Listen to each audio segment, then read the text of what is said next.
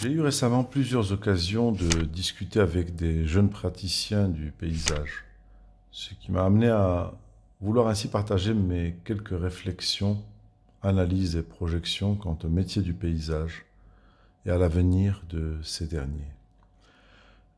J'ai comme l'impression que le XXe siècle vient seulement maintenant, mais subitement, de prendre fin, à peine en quelques mois, voire en quelques semaines.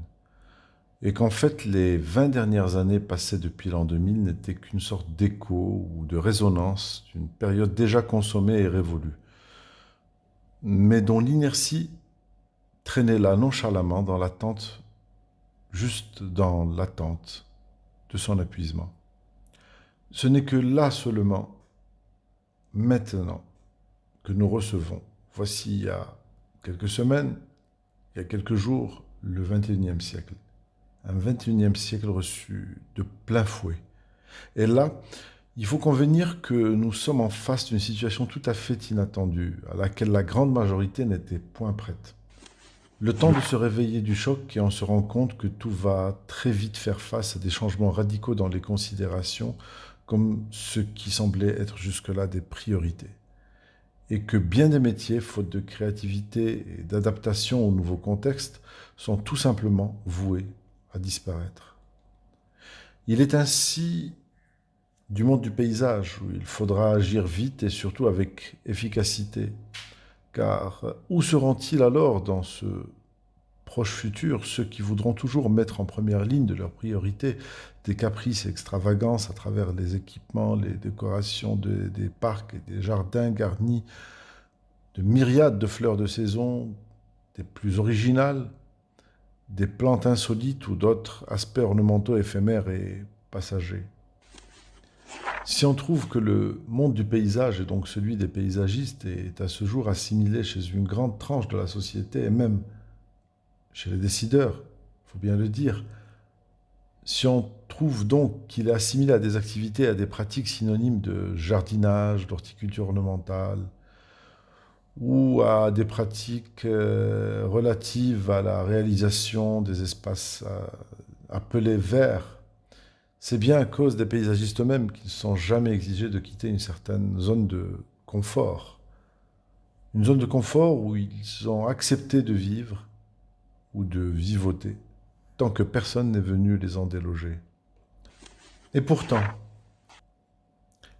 personne n'a empêché quiconque d'aller prospecter des horizons nouveaux loin des cadres formatés et restrictifs que le profil générique et standardisé aurait muselé et bridé, à défaut d'ambition et de défis osés. Pour qui veuille bien l'entendre, l'enseignement du paysage de par son histoire et de par sa culture, de par ses techniques et de par ses outils créatifs serait un catalyseur puissant, très puissant, pour prospecter une infinité d'horizons et continuellement inventer dans ces derniers des approches intelligentes et responsables pour le bien-être de la société humaine et de l'intégration de cette dernière dans les environnements dans lesquels elle aspire à être accueillie. Nous devons donc sortir la pratique du paysage du carcan exclusivement technique dans lequel elle stagne, hormis quelques soubresauts d'expression artistique expérimentale.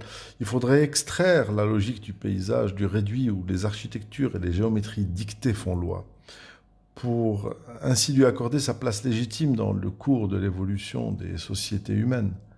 C'est même notre devoir le plus intime et le plus absolu d'élever le paysage vers le rang des nobles outils d'expression de la civilisation. Le beau dans la vie en général, ainsi qu'il est observé dans la nature, il n'existe que pour accomplir des desseins bien précis.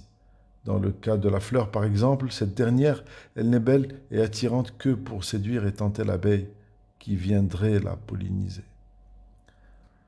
L'art et la pratique du paysage pourront-ils ainsi parvenir à concilier entre, d'un côté, les créativités artistiques et picturales et, d'un autre, les connaissances scientifiques et techniques, afin de créer des harmonies symbiotiques entre l'homme et la nature, si toutefois cette dernière veut toujours bien de lui.